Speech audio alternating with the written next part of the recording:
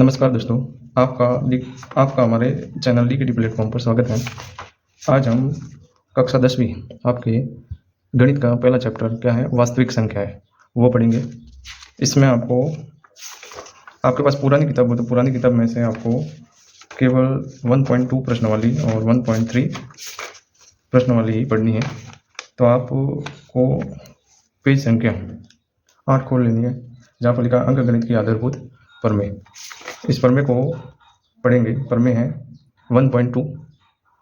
पुरानी किताब में 1.2 पर है, नई किताब में नई एनसीईआरटी भी है। नई एनसीईआरटी में 1.1 पर लिखी हुई है। ये क्या है? अंक गणित की आधारभूत प्रमेय। तो प्रमेय क्या कहती है?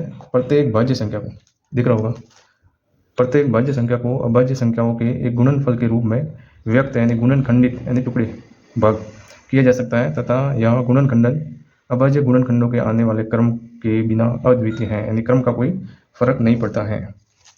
इसको मैं आपको समझाता हूँ। उसके पहले आपको कुछ समझना है, वो मैं समझा देता हूँ। देखिए, मैंने यहाँ तैयार किया हुआ है चैप्टर फर्स्ट, वास्तविक संख्या है, रियल नंबर जिसे कहते हैं। आपको पहले समझना पड़ेगा कि प्राकृत संख्या क्या होती है। अपने थ्योरम अभी पढ़ी है, इसमें भाज्य संख्या बोला है, तो भाज्य संख्या क्या होती है, अभाज्य संख्या क्या होती है, प्राकृत संख्या क्या होती है, पूर्ण संख्या क्या होती है, इसके बारे में आपको जानना पड़ेगा पहले, फिर ही हम प्रमेय पर जाएंगे। प्राकृत संख्या किसे कहते हैं? नेचुरल नंबर, जिसे n से क्या करते हैं, संकेतित करते हैं, यानी डिनोट करते हैं, दर्शाते हैं। प्राकृत संख्या है 1 से लगाकर अनंत तक, 1 से लगाकर अनंत तक जो भी संख्या है वो क्या है? प्राकृत संख्या, नेचुरल नंबर है, प्राकृत संख्या है। जैसे 1 2 3 4 5 ऐसे करके अनंत तक, इनफाइनाइट। फिर क्या है? पूर्ण संख्या। पूर्ण संख्या को हम W से दर्शाते हैं। W का मतलब होता है होल नंबर। क्या होता है? Whole number. होल नंबर कोई फर्क नहीं है। नेचुरल नंबर में 0 जोड़ दिया, क्या जोड़ दिया? यहाँ पे 0 का फर्क है। पूर्ण संख्या में 0 जुड़ जाता है। नेचुरल नंबर में 0 जोड़ देने पर पूर्ण संख्या प्राप्त होती है। वही 0 जुड़ा, फिर 1 2 3 अनंत तक। फिर आती है अपनी भाज्य संख्या। भाज्य संख्याओं को कहते हैं कंपोसाइट नंबर। क्या कहते हैं? Composite number.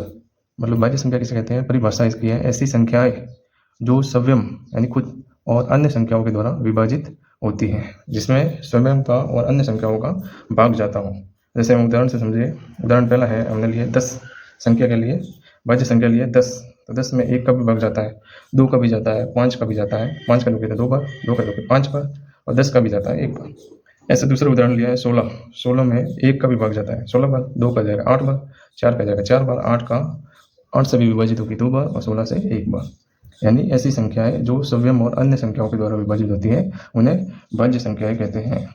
फिर आता है अपने अभाज्य संख्या। अभाज्य संख्या किसे कहते हैं? तो अभाज्य संख्या है ऐसी संख्याएं जो स्वयं और एक के सिवाय अन्य संख्याओं से विभाजित नहीं होती। क्या नहीं होती? नहीं होती। अन्य संख्याओं से विभाजित, स्वयं और अन्य संख्याओं के अलावा विभाजित नहीं होती है। जैसे हमें उदाहरण लिया है 2, तो 2 1 से विभाजित होती है और स्वयं के द्वारा विभाजित होती है, अन्य के द्वारा विभाजित नहीं होती। इसी प्रकार है 3 स्वयं 1 के द्वारा और स्वयं के द्वारा 3 के द्वारा विभाजित होती है, बाकी किसी भी संख्या से विभाजित नहीं होती है। तो ये क्या है? अभाज्य संख्या। इसी प्रकार 5 जो 1 से विभाजित होती है और स्वयं से विभाजित होती है, ये क्या है? अभाज्य संख्याएं हैं। अब हमने जान लिया है। अब हम वापस पढ़ते हैं अपनी प्रमेय 1.2 क्या कहती है? अंक गणित की आधारभूत प्रमेय। प्रत्येक भाज्य संख्या वही कौन सी? जो स्वयं और अन्य संख्याओं के द्वारा विभाजित होती है को अभाज्य संख्या कौन सी? जो स्वयं और एक के अलावा किसी भी संख्या से विभाजित नहीं होती है। संख्याओं के गुणनफल के रूप में व्यक्त यानी गुणनखंडित यानी टुकड़े गुणनखंडित किया जा सकता है, तथा यह गुणनखंडन अभाज्य गुणनखंडों के आने वाले क्रम के बिना अद्वितीय होगा। जो क्रम आ रहा है वो अद्वितीय होगा, यानी केवल एक और एक ही होगा। तो हम ले चलते हैं आपको हमारे दूसरे पेज पर। दूसरा पेज है, देखो ये रही प्रमेय 1.1। ये अपनी नई जो एनसीईआरटी की भी नई 2023-24 रेशनलाइज जो सिलेबस है उसके हिसाब से आई है, वो उसमें है 1.1, और पुरानी वाली किताब में है 1.2 पर। जो मैंने दिखाई है पुरानी वाली किताब पर है 1.2 पर है। वही आपने पढ़ा है कि अंक गणित के आधारभूत प्रमेय क्या है? प्रत्येक भाज्य संख्या। पता है आपको? भाज्य संख्या को अभाज्य संख्याओं के एक गुणनफल के रूप में व्यक्त यानी गुणनखंडित किया जा सकता है, तथा यह गुणनखंडन अभाज्य गुणनखंडों के आने वाले क्रम के बिना अद्वितीय होता है।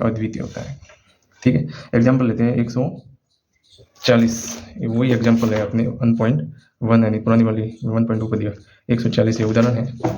ये लेते हैं 140। तो अभाज्य गुणनखंड करने के लिए आपको इस प्रकार करना है। अभाज्य गुणनखंड की विधि है इस प्रकार 140 में 2 का भाग देंगे 70 बार, 17 है, फिर 2 से करेंगे तो 35, फिर 5 से विभाजित करेंगे 7 बार गया, फिर 7 से करेंगे 1, यानी कि अंतिम रूप से हमें क्या प्राप्त होना चाहिए, 1 प्राप्त होना चाहिए। क्या 1 प्राप्त होना चाहिए, तब वो विधि पूरी समाप्त हो जाती है। तो ये हमारे क्या है, अभाज्य गुणनखंड, भाज्य संख्या 140 के ये अभाज्य गुणनखंड है। तो इसको लिखेंगे यहाँ पर, इसके अभाज्य गुणनखंड क्या होगा, 2 इंटू 5 इंटू 7, यानी कि 2 गुना 5 गुना 7, ये वाली ही संख्या लिखी है। ये क्या है, अभाज्य गुणनखंड। ये सभी अभाज्य संख्या है। भाज्य संख्या को अभाज्य संख्या में विभाजित किया, गुणनखंडित किया, ये सभी क्या है, ये आने वाली सभी संख्या क्या है, अभाज्य संख्या है। या भाज्य संख्या को अभाज्य संख्या में विभाजित किया। यहाँ पर क्या लिखा है, भाज्य संख्या को अभाज्य संख्याओं के गुणनफल के रूप में व्यक्त। तो यही है कि भाज्य संख्याओं को अभाज्य संख्याओं के गुणनफल के रूप में व्यक्त किया। इसको आगे लिखेंगे, 2 कितनी बार है, 2 है 2 बार, तो 2 की घात 2, 5 है 1 बार और 7 है 1 बार। ये अपने फाइनल क्या हो गया, आंसर हो गया। यानी हमने भाज्य संख्या 140 को अभाज्य संख्याओं के गुणनफल के रूप में और उनके घातों के रूप में व्यक्त कर लिया। इसी प्रकार दूसरा उदाहरण है 5005। तो इसको विभाजित करेंगे अभाज्य गुणनखंड विधि से। 5005 को 5 से भाग देंगे, पीछे 5 से भाग देंगे तो 1000 एक बार, 5 एकम 5, 2 जीरो ऐसे कैसे और 5 एकम 5। 7 से विभाजित किया, 7 एकम 7, 3 बचे 30 हुए, 30 को विभाजित किया 7 चौक 28, फिर 2 बचे यानी 21 हुआ, 21 को विभाजित किया 7 से 7 दिया 21, फिर भाग जाना 11 से विभाजित किया 11 एकम 11, 3 बचे 33, 11 दिया 33, क्या हुआ 11 दिया 33, कोई 13 है तो 13 में 13 के सिवाय कोई भाग नहीं जाएगा अभाज्य संख्या। तो 13 से विभाजित किया 1, फाइनल हमें 1 प्राप्त हो गया। तो इसकी अभाज्य गुणनखंड क्या हो गए, 5 इंटू 7 इंटू 11 इंटू 13, समझे, 5 इंटू 7 इंटू 11 इंटू 13, ये हो गए इसके अभाज्य गुणनखंड। ये फाइनल क्या हो गया, अपना आंसर। इसी प्रकार एक और संख्या हमने ली है, कौन सी है वो, 156 को विभाजित करो। देखो अभाज्य गुणनखंड विधि से 2 से विभाजित करेंगे, 7 बार गया 14, 2 सत्ते 14, 1 बचा 16, 2 से विभाजित किया 8 बार गया 16, 8 बार 2 अट्ठे 16, फिर 2 से विभाजित किया 2 तिया 6, 2 तिया 6, 1 बचा 18, 2 नम 18, 3 से विभाजित किया 3 एकम 3, 3 तिया 9, फिर 13 से विभाजित किया 13 एकम 13, लास्ट पर प्राप्त हो गया आपने 1। फिर ये अभाज्य गुणनखंड को अपन लिखेंगे कैसे, 2 इंटू 2 इंटू 3 इंटू 13। अब 2 कितनी बार आ रहा है, 2 बार आ रहा है, तो 2 की घात 2, 3 तो 13, ये अपना क्या हो गया, फाइनल आंसर हो गया। ठीक है, तो हमने अंकगणित के आधारभूत प्रमेय, अंकगणित की आधारभूत प्रमेय 1.1, यहाँ पे पुरानी वाली में 1.2 पर लिखी गई, वो पढ़ ली है। प्रत्येक भाज्य संख्या को अभाज्य संख्याओं के गुणनफल के रूप में विभाजित किया जा सकता है, ये हमने पढ़ लिया है। दूसरे हम पढ़ते हैं, अब एक नियम है, वो नियम कौन सा है वो दिखा देता हूँ आपको किताब में। एक नियम है, वो नियम क्या है वो देखो, ये नियम पढ़ो। नियम फर्स्ट है, यदि किसी प्राकृत संख्या मैंने आपको बता दी है, प्राकृत संख्या कौन सी, ये वाली कोई भी प्राकृत संख्या नहीं नंबर 1 से लगाकर अनंत तक प्राकृत संख्या। यदि किसी प्राकृत संख्या n के लिए संख्या x की घात n शून्य पर समाप्त होगी तो वह 5 से विभाजित होगी। यानी n के लिए x की घात यहाँ पे n है, तो n क्या है, प्राकृत संख्या है, और वो शून्य पर तभी समाप्त होगी जब वह 5 से विभाजित होगी। यानी कहने का मतलब क्या है कि x की घात n के अभाज्य गुणनखंड में अभाज्य संख्या क्या आनी चाहिए, 5 आनी चाहिए। तो हम एक उदाहरण लेते हैं जो आपके 1.1 में भी दिया हुआ है। ये उदाहरण है कौन सा, 5वां। जांच कीजिए क्या किसी प्राकृत संख्या n के लिए संख्या 6 की घात n अंक 0 पर समाप्त हो सकती है। तो ये उदाहरण लेते हैं, मैंने यही उदाहरण लिया है। जांच कीजिए क्या किसी प्राकृत संख्या n के लिए संख्या 6 की घात n अंक 0 पर समाप्त हो सकती है। आंसर इसका क्या होगा, यह संभव नहीं है। हम क्या लिखेंगे, यह संभव नहीं है। क्यों नहीं है संभव, क्योंकि 6 की घात n के अभाज्य गुणनखंड में अभाज्य संख्या 5 आनी चाहिए, जो कि नहीं आ रही है, जो कि नहीं है। कैसे नहीं है, 6 की घात n है, इसके अभाज्य गुणनखंड किए 2, वही अभाज्य गुणनखंड 6 के कैसे करेंगे, 2 का भाग दिया 3 बार, 3 का दिया 1 बार, तो 2 इंटू 3 की घात n।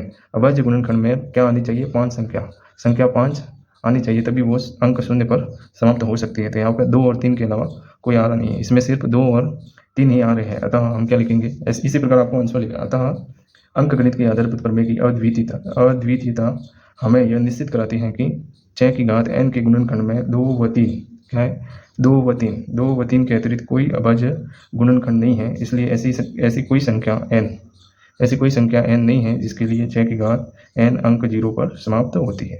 ये हमारा आंसर, ये हमने जांच कर ली है इसी नियम के अनुसार। नियम क्या था कि यदि किसी प्राकृत संख्या ये प्राकृत संख्या n के लिए, ये क्या है, नेचुरल नंबर के लिए संख्या x की घात n, इसी प्रकार कोई भी उदाहरण देते हैं, x की जगह जैसे 6 है, कोई भी हो सकता है, n अंक 0 पर समाप्त होगी, 0 पर समाप्त होगी तो वो 5 से विभाजित होगी, यानी कि उस संख्या यानी x के अभाज्य गुणनखंड में क्या आना चाहिए, 5 आना चाहिए, जो कि यहाँ 6 के अभाज्य गुणनखंड में नहीं आ रहा है, तो 6 की घात n 0 पर समाप्त नहीं हो सकती। ये कर लिया आपने। फिर एक दूसरा नियम है कि दूसरा नियम पढ़ रहे हैं, SCF और LCM से संबंधित है। SCF यानी महत्तम समावर्तक, और ये होता है लघुत्तम समावर्तक, SCF समावर्तक।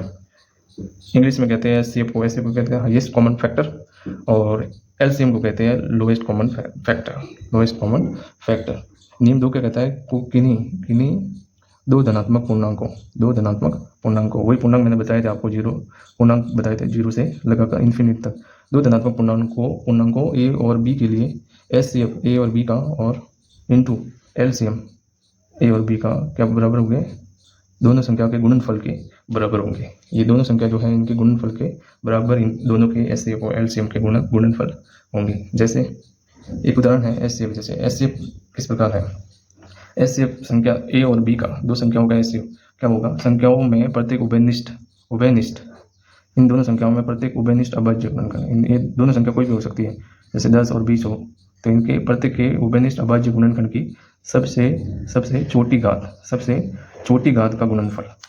जैसे हम लेते हैं SCF 26 और 91 का, तो 26 के अभाज्य गुणनखंड की हमने 2 से भाग दिया 13 बार, और 13 का भाग दिया 1 बार, तो 2 × 13 हो गए। इसी प्रकार 91 के अभाज्य गुणनखंड 7 से भाग दिया 13 बार गया, 7 एकम 7, 2 बचे 21, 7 दिया 21, 13 का दिया 13 एकम 13, तो 7 × 13 अभाज्य गुणनखंड हुए। इनका सबसे छोटी घात होना, वो भी कौन सा, सब कॉमन भी होना चाहिए और सबसे छोटी घात, तो दोनों में 13 कॉमन है, छोटी घात क्या है, दोनों में एक ही घात है, तो आ गया 13 इसका SCF। ये तो कॉमन है नहीं तो इसको लेंगे नहीं, जो कॉमन है और छोटी घात दोनों की घात एक ही है, तो फिर कॉमन में क्या आएगा 13।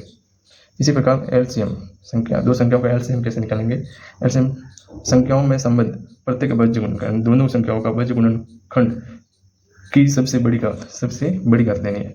SCF में सबसे छोटी और LCM में सबसे बड़ी घात लेनी है। जैसे LCM निकालते हैं हम, दो संख्याएं 6 और 20, तो जैसे 6 का निकाला LCM, 6 को अभाज्य गुणनखंड विधि से इसके टुकड़े किए तो 2 × 3, और 20 के किए तो 20 के 2 से विभाजित किया 10, फिर 2 से विभाजित किया 5 बार, 5 से विभाजित किया 1, तो इसके 2 × 5, तो 2 की घात कितनी बार है, 2 कितनी बार, 2 बार, तो 2 की घात 2 और 5 एक बार, तो 5।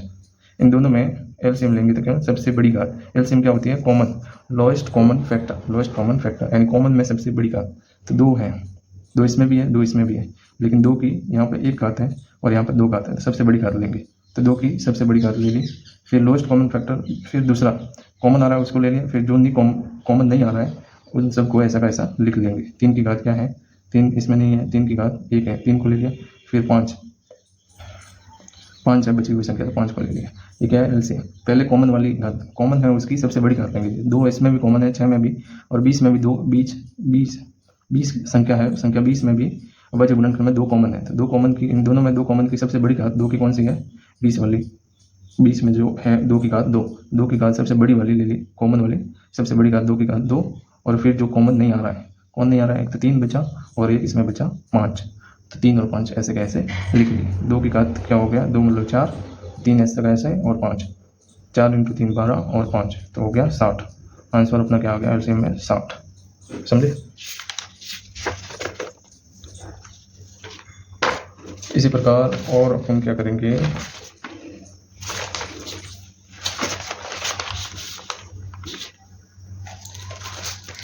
इसी प्रकार हमने ये सब कर लिया है। अभाज्य गुणनखंडों के गुणनफल के रूप में व्यक्त कीजिए, तो इसमें हमने ये कर लिया है और ये कर लिया, बाकी आप करेंगे। पूर्णांकों का गुणनफल SCF और LCM ज्ञात कीजिए, तो इनकी जांच कीजिए कि दो संख्याओं का गुणनफल SCF × LCM क्या होना चाहिए, बराबर। वही अपने नियम पढ़ा है, क्या पढ़ा था नियम, ये वाला नियम है कि दो संख्याओं का SCF और LCM क्या होता है, उन दोनों संख्याओं के गुणनफल के बराबर होता है, तो वही यहाँ पर बताया गया है। जैसे हम ये उदाहरण ले, एक इसमें से कोई भी उदाहरण ले, जैसे हम ले लेते हैं, कौन सा उदाहरण ले, जैसे ये तीसरा लेते हैं,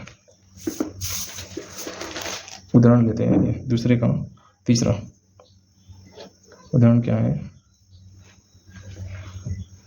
336 और है 54, दो संख्या है, इसका HCF इंटू LCM बराबर होना चाहिए, इन दोनों के गुणनफल के बराबर दोनों संख्या। हम क्या करते हैं, इसकी क्या कहते हैं, जांच करनी है, तो पहले तो इन दोनों संख्याओं का क्या निकालते हैं, HCF। अभाज्य गुणनखंड विधि से निकालेंगे। 336 को विभाजित करो आप, जैसे ये विभाजित होगी 3 से, 3 एकम 3, 3 एकम 3, 3 दूनी 6, फिर ये विभाजित हो रही है वापस 3 से, 3 तिया 9, 10 11, 3 से नहीं हो रही है, 2 से हो रही है, 2 से हो रही है, 2 2 10 और 1 12, तो 2 3 12, फिर 2 से हो जाएगी, 2 से हो जाएगी 5 और ये 3, फिर ये हो जाएगी अपने 3 एकम 3 से नहीं होगी, 5 से भी नहीं होगी, 2 से भी नहीं होगी, 3 से भी नहीं, 5 से भी। यह अभाज्य संख्या 53 से ही विभाजित होगी। ऐसे करें या फिर दूसरी विधि कर लेते हैं। 2 से विभाजित हो रहा था 336, 2 से विभाजित करो, 1 घात लगी 13, तो 2 3 12, 1 घात लगी 16, 2 8 16, फिर 2 से करेंगे तो 2 8 16 और 2 चौक 8, फिर 2 से करेंगे 2 चौक 8 और 2 दूनी 4, फिर 2 से करेंगे 2 दूनी 4 और 2 एकम 2, फिर 3 से 21, फिर 7 से 7 एकम 7, ये हो गया समाप्त। तो ये क्या हो गया अपने 336, यह अभाज्य गुणनखंड है इसके 336 के। तो 336 को हम लिखेंगे 2 इंटू 2 इंटू 2 इंटू 2 4 बार, 3 इंटू 7, 2 कितनी बार, 4 बार, 3 एक बार और 7 एक बार, ये हो गया इसके अभाज्य गुणनखंड। फिर हम लेते हैं 54 के अभाज्य गुणनखंड। 54 को भी ऐसे ही विभाजित करो, 54 को ऐसे ही विभाजित करो, 54 2 से करो, 2 एकम 2, 2 दूनी 4, 1 घात 14, 2 सत्ते 14, 3 से करो 3 नम 27, 3 से करो 3 तिया 9, 3 से करो 3 एकम 3। 54 के अभाज्य गुणनखंड हो गए 2 इंटू 3 इंटू 3 इंटू 3, तो ये क्या हो गया, 2 एक बार और 3 है 3 बार, 3 है 3 बार। तो आप क्या लेंगे, HCF, इन दोनों का HCF, तो HCF 336 और 54 का HCF क्या है, सबसे छोटी घात, दोनों के अभाज्य गुणनखंड में सबसे छोटी घात लेनी, कॉमन वाली। 2 कॉमन है दोनों में, तो इस 2 में कौन सी सबसे छोटी घात है, 54 वाली, क्योंकि 2 की घात 1, फिर 3 कॉमन है, 3 में कौन सी छोटी है, 3, यहाँ 3 की घात 3 है, इसने लेनी है, इसमें सबसे छोटी घात, ये देखो ऐसे बोलो, संख्याओं में प्रत्येक उभयनिष्ठ अभाज्य गुणनखंड की सबसे छोटी घात लेंगे, छोटी घात ले ली, दोनों की कॉमन वाली, 7 तो कॉमन है नहीं, तो क्या हो गया इसका HCF हो गया 6। फिर लेंगे LCM, क्या लेंगे, LCM,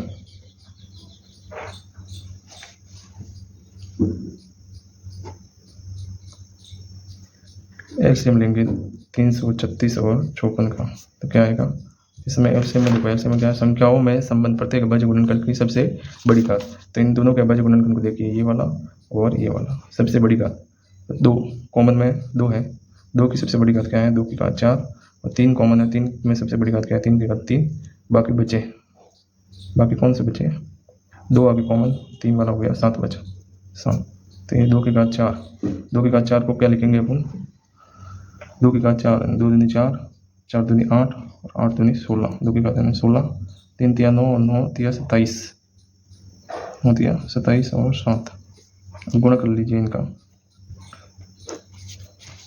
27 इंटू 16 करेंगे, 6 7 7 42, 42 का 2, 4 12, 12 और 4 16, फिर 1 से करेंगे 7 और 2 और 7 और 6 13, 13 असल 1, 3 और 1 4, 432 और फिर करेंगे 7 दूनी 14 असल 1, 21 और 1 22, 22 का 2 असल 2, 7 चौक 28 और 2 30, यानी अपना LCM क्या आ गया, 3024। अब क्या कहाँ है, देखो जांच करनी है, HCF पूर्णांकों के निम्नलिखित युग्मों के एचसीएफ और एलसीएम ज्ञात कीजिए तथा इसकी जांच कीजिए कि दो संख्याओं का गुणनफल बराबर होता है एचसीएफ और एलसीएम के। यानी हम ये उदाहरण कर रहे हैं, इन दोनों का एलसीएम, एचसीएफ तो 6 है और एलसीएम है 3024। तो ये बराबर कैसे होगा? जैसे देखो 336, दोनों संख्या कौन सी? 336 इंटू 54, दोनों संख्याओं के गुणनफल के बराबर होगा। क्या होगा? दोनों एचसीएफ और एलसीएम, दो संख्याओं का एचसीएफ और एलसीएम क्या होगा? दोनों संख्याओं के गुणनफल के बराबर होगा। ये दोनों संख्या है 336 और 54, और एचसीएफ और एलसीएम क्या है? 6 एचसीएफ और एलसीएम है 3024। दोनों को गुणा करोगे तो दोनों समान ही आएंगे।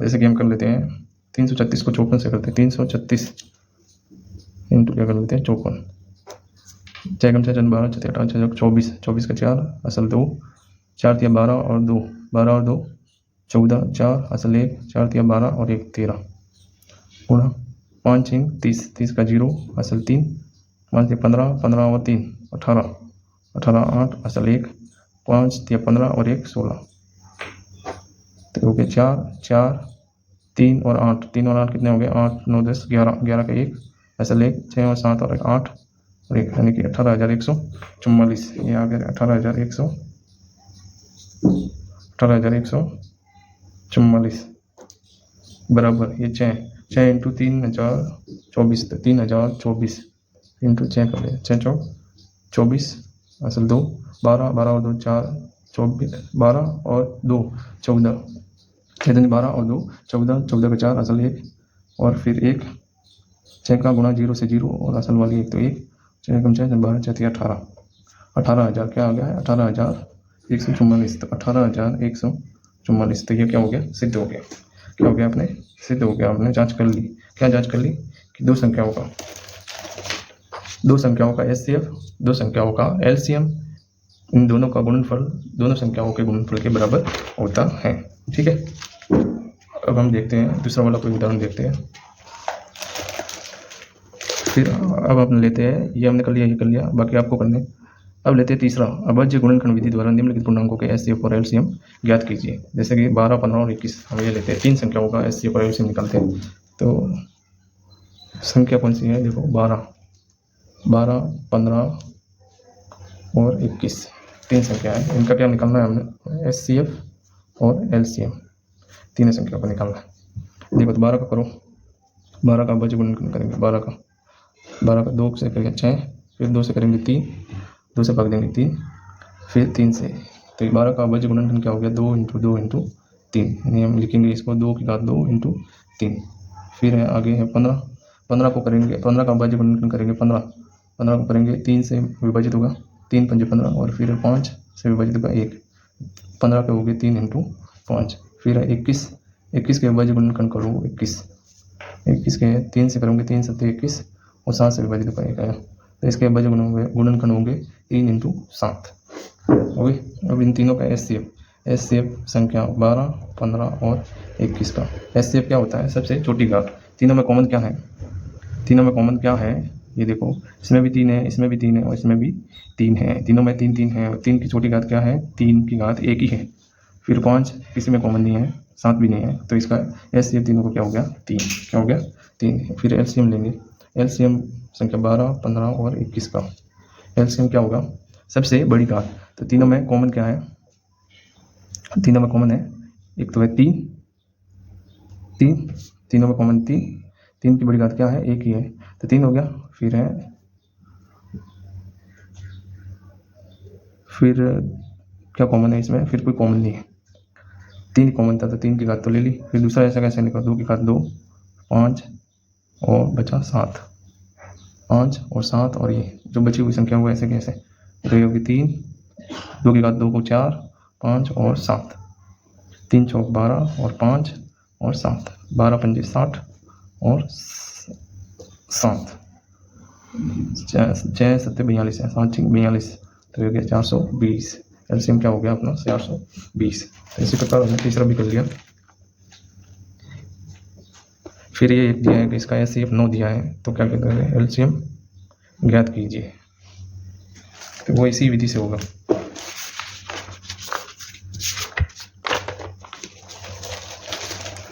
जैसे ये उदाहरण लेते हैं, उदाहरण देखिए, उदाहरण है 4, HCF 306 संख्या 306 और 657 का 9 दिया है, तो LCM ज्ञात कीजिए।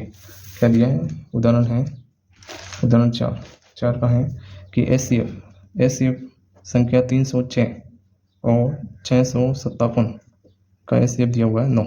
ये क्या हुआ है? दिया हुआ है। तो क्या ज्ञात करना है हमें? LCM 306 संख्या और 657 का हमें LCM ज्ञात करना है। तो क्या करेंगे? वही रूल क्या है अपना कि HCF दो संख्याओं का HCF इंटू LCM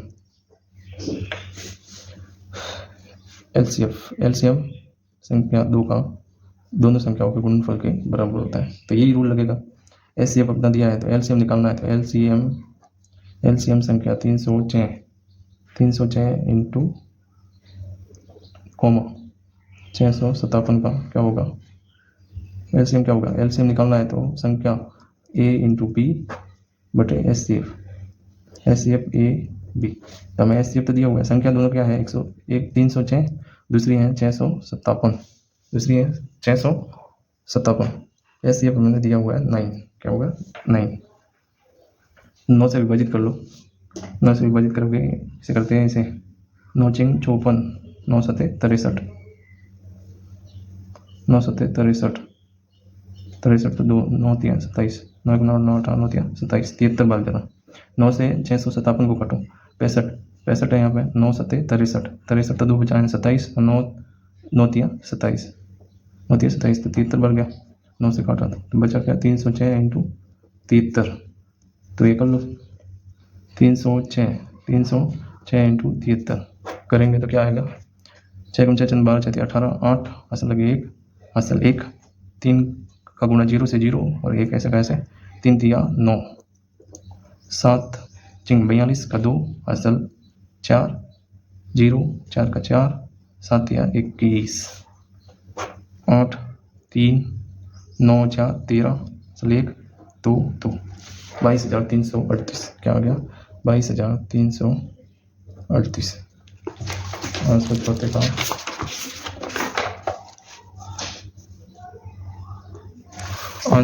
चौथे का आंसर है 22,338। ये आ गया 22,338 अपना आंसर। ठीक है, फिर है एक और नया सवाल है, जैसे कि ये छठा सवाल है। व्याख्या कीजिए कि 7 इंटू 11 इंटू 13 प्लस इसमें 13 जोड़ेंगे अभाज्य संख्या, और 7 into 6 into 5 into 4 into 3 into 2 into 1, और इसमें अभाज्य संख्या क्या जोड़ दिया? 5। भाज्य संख्या क्यों है? ये पूछा है कि भाज्य संख्या क्यों है। तो जो ये गुणनखंड किए हैं भाज्य संख्या ये है, ये कौन सी है? भाज्य संख्याओं को ही तो अभाज्य संख्या में गुणनखंडित किया जाता है, तो ये तो भाज्य संख्या है ही, और इसमें अभाज्य संख्या जोड़ दी है। तो किसी भी संख्या में, किसी भी भाज्य संख्या के गुणनफल में भाज्य संख्या जोड़ने पर भाज्य संख्या प्राप्त होती है। यह आप नोट कर लेना। ठीक है, 7वां सवाल है, लास्ट सवाल है इस प्रश्न वाली 1.1। नए में 1.1 है एनसीईआरटी में, और पुरानी वाली में 1.2 है।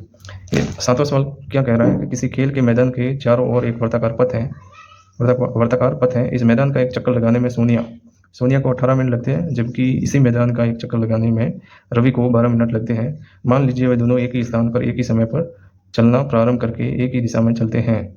कितने समय बाद वे पुनः प्रारंभिक स्थान पर मिलेंगे? तो इस सवाल को हल करने के लिए 7वां सवाल, इसको आपको इन दोनों, एक 18 मिनट में पूरा करना है, एक 12 मिनट में, एक 18 और एक 12 में। इन दोनों के अभाज्य गुणनखंड कर लो। अभाज्य गुणनखंड करेंगे 18 के तो 9 बार, 2 का भाग 9 बार, फिर 3 का भाग 3 बार, 3 का भाग 1 बार। इसके हो गया अभाज्य गुणनखंड 2 इंटू 3 इंटू क्या हो गया 3, और इसका हो गया अभाज्य गुणनखंड 12 का कर लो। 12 का होगा 12, 2 से करेंगे 6, फिर 2 से करेंगे 3, फिर 3 से करेंगे 1, तो इसका हो गया 2 इंटू 3। इसका हम क्या लेंगे? एलसीएम। ऐसी कोई भी परिस्थिति आए तो पुनः प्रारंभिक स्थान पर मिलेंगे तो क्या लेंगे हम? एलसीएम लेंगे। एलसीएम संख्या 18 और 12 का क्या होगा? एलसीएम सबसे बड़ी घात, कॉमन वाली सबसे बड़ी घात। तो इसमें इसको क्या लेंगे? फाइनल 2 की घात 2 और 3 की घात 1। इसमें देखो 2 कॉमन है तो 2 की सबसे बड़ी घात 2, फिर 3 कॉमन है दोनों में तो 3 की, यहाँ पर क्या होगा? 2 की घात 1, 3 की घात 2। 3 की घात क्या है? सबसे बड़ी घात कौन सी है? 3 की घात 2। तो ये हो गया 4 और ये 9। देखो 2 की घात 2 यानी 4 और 3 की घात 2 यानी 9, तो 9 चौक क्या होगा 36, 9 चौक 36। इसका आंसर देख लेते हैं। ये देखो 7 का 36। तो इन दोनों को हमने क्या निकालना पड़ता है, ऐसी कोई भी परिस्थिति आए तो आपको दोनों का क्या निकालना है, एलसीएम निकालना है। दोनों का एलसीएम पुनः प्रारंभिक स्थान पर मिलेंगे तो कितने मिनट के बाद मिलेंगे, 36 मिनट। 36 मिनट के बाद दोनों प्रारंभिक स्थान पर मिल जाएंगे। तो ठीक है, आज हमने पूरी प्रश्नावली 1.1 कर ली है। कल हम करेंगे 1.2।